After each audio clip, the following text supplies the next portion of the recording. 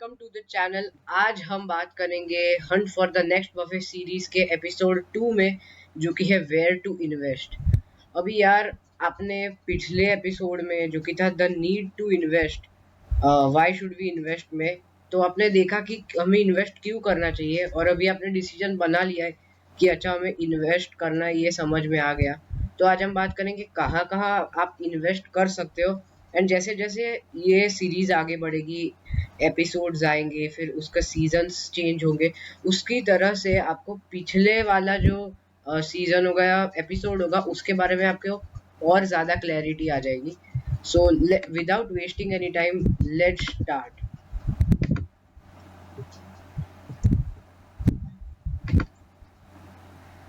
तो सबसे पहले बात करते हैं कि कोई कहाँ कहाँ पे इन्वेस्ट कर सकता है। सबसे पहले आपको ऑप्शंस तो पता होने चाहिए, फिर आप कितना रिस्क ले सकते हो उसे उस हिसाब से आप अलग अलग चीज कर सकते हो। तो सबसे पहले तो आपको जानना है कि आपका रिस्क कितना है और आपको कितना रिटर्न चाहिए। दोनों डायरेक्टली प्रोपोर्शनल होते हैं जनरल टर्म्स में अगर हम बात करें, ठीक है। क्योंकि आपको एक ऐसा एसेट क्लास, एसेट आपको पता है, अगर आपको नहीं पता तो आप मेरा वीडियो देख सकते हैं what are assets and liabilities, तो उसमें आपको अच्छी तरीके से क्लैरिटी आ जाएगी। और अगर आप वेट कर सकते हो तो इसी सीरीज में उसके रिलेटेड भी वीडियो आएगा। सो हम बात करेंगे। और एक रिस्क और रिटर्न प्रोफाइल होती है, जो रिस्क बाय रिवॉर्ड रेशियो होता है। सो वो हर पर्सन टू पर्सन वेरी करता है, ठीक है। तो उस हिसाब से कई टाइप के एसेट क्लास होते हैं। लाइक किसी को मॉडरेट रिस्क कोई ले सकता है, कोई बहुत ज़्यादा रिस्क ले सकता है, और कोई को किसी को बिल्कुल रिस्क नहीं चाहिए। जो एवरेज जो सारे लोग होते हैं वो बिल्कुल रिस्क ही नहीं लेना चाहते और एक्सपेक्ट करते हैं कि मैं करोड़पति बन जाऊंगा। सो अब बात करते हैं चार टाइप के एसेट क्लास के। सबसे पहला है फिक्स्ड इनकम इंस्ट्रूमेंट्स, सेकंड है इक्विटी, थर्ड है रियल एस्टेट एंड फोर्थ है कमोडिटीज। अब यहाँ पे प्रीशियस मेटल्स मैंने लिखा है, जो गोल्ड सिल्वर में आप इन्वेस्ट करते हो, और भी कई सारी चीजें हो सकती है, नॉट ओनली प्रीशियस मेटल्स। सो अभी बात करते हैं फिक्स्ड इनकम इंस्ट्रूमेंट्स की। तो ये ऐसे इंस्ट्रूमेंट्स है जब जो प्रिंसिपल अमाउंट जो आपने बनाया ना, मतलब प्रिंसिपल अमाउंट, जो पैसा जो आप इन्वेस्ट करते हो उसे प्रिंसिपल अमाउंट कहते हैं, वो सेफ रहेगा, उसको बिल्कुल भी खतरा नहीं होगा। मतलब आप जिधर भी इन्वेस्ट कर रहे हो वो एंटिटी आपको इंटरेस्ट देती रहेगी, ठीक है, जो भी आप प्रिंसिपल अमाउंट देते हो। और सबसे सिंपलेस्ट एग्जांपल फिक्स्ड इनकम की अगर आप बात करो तो वो है बैंक का फिक्स्ड डिपॉजिट, और इंडियंस का ये फेवरेट चीज है। लेकिन मेरा पर्सनल इतना मुझे अच्छा नहीं लगता, क्यों हम आपको आज की इस वीडियो में पता चल ही जाएगा। सो ये क्वार्टर के थ्रू क्वार्टरली मिलता है, सेमी एनुअल मतलब 6 मंथ्स, क्वार्टर मतलब 3 मंथ्स, एंड एनुअल मतलब पूरे एक साल में। तो कुछ एग्जांपल मैं आपको बता देता हूँ। सबसे पहले बैंक की एफडी होती है, ठीक है, वो एक फिक्स्ड इनकम का सोर्स है। दूसरी चीज है बॉन्ड्स। बॉन्ड्स आपको पता होगा, अगर आप मुझे फॉलो करते हो तो यूट्यूब पे, अगर आप मेरे वीडियोस देखते हो तो आपको बॉन्ड्स के बारे में पता होगा। कई सारे जी सेक्टर्स बिल्स है एंड टी बिल्स है, तो ये बॉन्ड्स है। फिर गवर्नमेंट के बॉन्ड्स है, ठीक है। अभी देखो बैंक में अगर आपने एफडी कराई तो शायद बैंक कल बंद हो गई या विजय माल्या जैसे लोग पैसा लेके भाग गए तो बैंक कुछ नहीं कर सकती।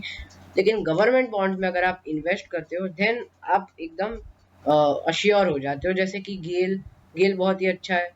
एंड ये कोई इन्वेस्टमेंट एडवाइस नहीं है, बस मैं आपको समझाने के लिए बता रहा हूँ। एंड कुछ कॉरपोरेट बॉन्ड्स भी होते हैं, जैसे कि टाटा के, बजाज के, रिलायंस के, ये कुछ टॉप के बॉन्ड्स, इसलिए मैंने एग्जांपल में लिए ताकि आप लोग भी इन नामों से फेमिलियर हो, इसलिए मैंने इनके नाम लिए। सो ये 2022 का डेटा अगर हम बात करें तो बैंक की एफडी लगभग 5 से 6% होती है। सो जो हमने पहला टाइप का देखा, चार टाइप थे एसेट क्लास, उसमें पहला टाइप फिक्स्ड इनकम में भी चार टाइप थे जो कि आपने अभी देखे, कॉर्पोरेट बॉन्ड्स और वो सब। तो ये एफडी है। दूसरा है गवर्नमेंट बॉन्ड, वो 5.5% या 6% तक वेरी करते हैं। और जो कॉर्पोरेट बॉन्ड्स है उसमें थोड़ा रिस्क भी ज़्यादा होता है, लेकिन उस हिसाब से प्रपोर्शनली होता है, रिवॉर्ड थोड़ा ज़्यादा मिल जाता है, 9 से 10%। क्योंकि रिस्क, जैसा कि मैंने बताया, रिस्क ज्यादा होता है तो रिस्क वेरीज। ठीक है, गवर्नमेंट बॉन्ड सबसे सेफेस्ट होते हैं। क्यों? क्योंकि गवर्नमेंट आपके आपके साथ कभी चीटिंग नहीं कर सकती, भाग नहीं सकती। जैसा कि मैंने आपको बताया, बैंक भाग जाएगी तो आप किसी को पकड़ने नहीं जा सकते। गवर्नमेंट इधर की इधर ही है। कॉर्पोरेट बॉन्ड्स रिस्की होते हैं, ठीक है, ये पहले से मैं बता दूं।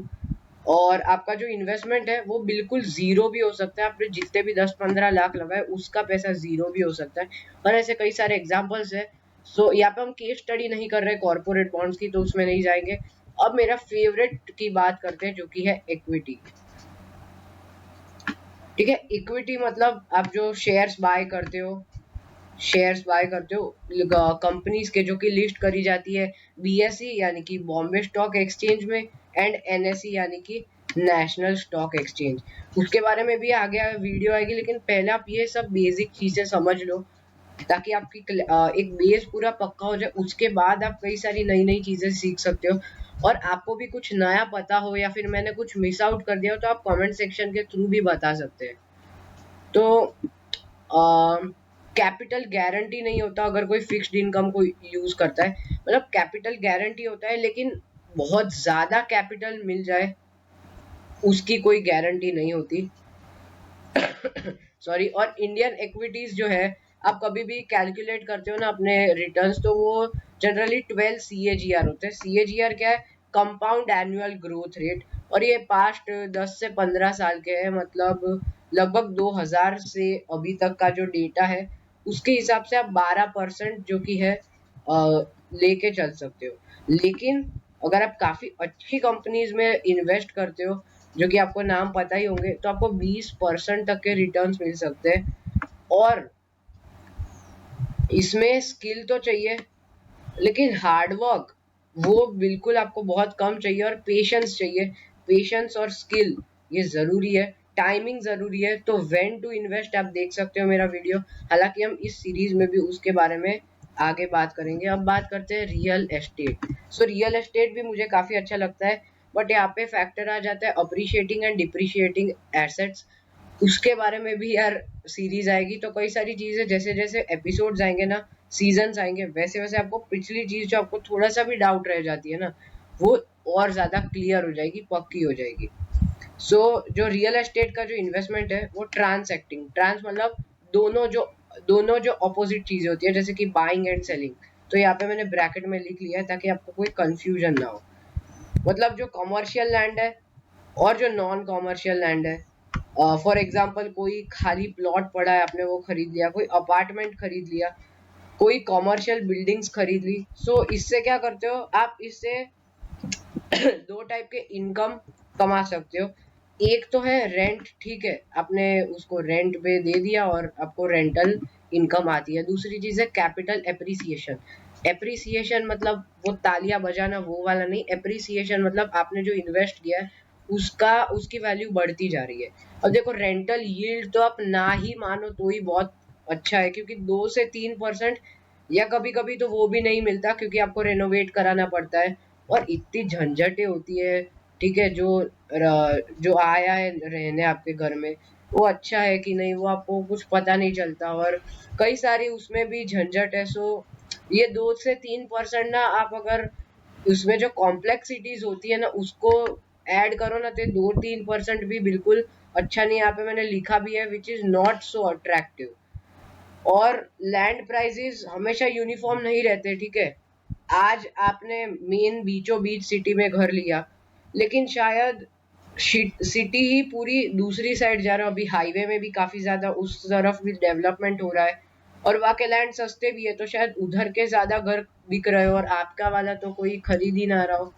और क्या पता, कोई भी एरिया में सारी अच्छी अच्छी चीजें हो सकती है, तो आपने जिस एरिया में खरीदा है वो भी अप्रिशिएट हो सकता है।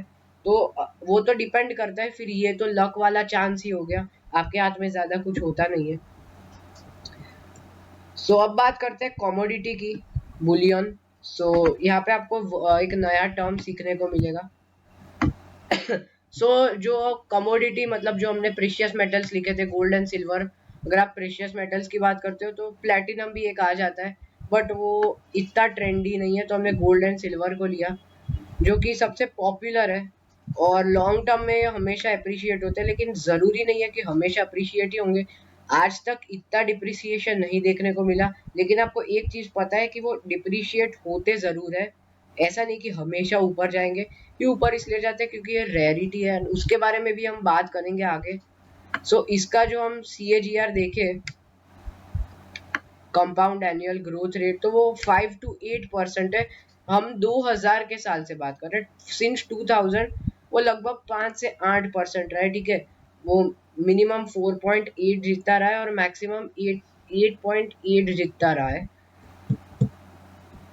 और भी कई सारे हैं कमोडिटीज के एग्जांपल, ठीक है। ETF एक काफी अच्छा और अट्रैक्टिव चीज होता है। एक्सचेंज ट्रेडेड फंड्स या सॉवरेन गोल्ड बॉन्ड्स हो सकते हैं, जिसको आप SGBs भी कह सकते हो। तो उसके बारे में डिटेल में एक एक चीज को हम बात करेंगे आगे जैसे जैसे एपिसोड्स आएंगे। अगर हम हमारे इनिशियल एग्जाम्पल के थ्रू बात करें, ठीक है, तो सबसे ज्यादा 20 साल में जिसने हाईएस्ट रिटर्न्स दिए वो मेरे हिसाब से इक्विटी है। कैसे? प्रिंसिपल अमाउंट से आप देख सकते हो।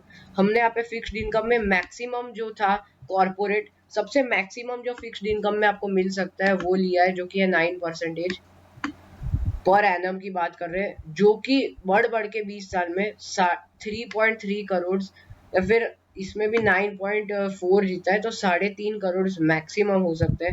इक्विटीज में आपने देखा एवरेज 12 to 20 था, तो 16 लेने की जगह 15 ले लेता ताकि कैलकुलेशन ईजी हो। तो वो आपको कितना कॉर्पस जनरेट करके दे देता, वो है लगभग 5.5 करोड़।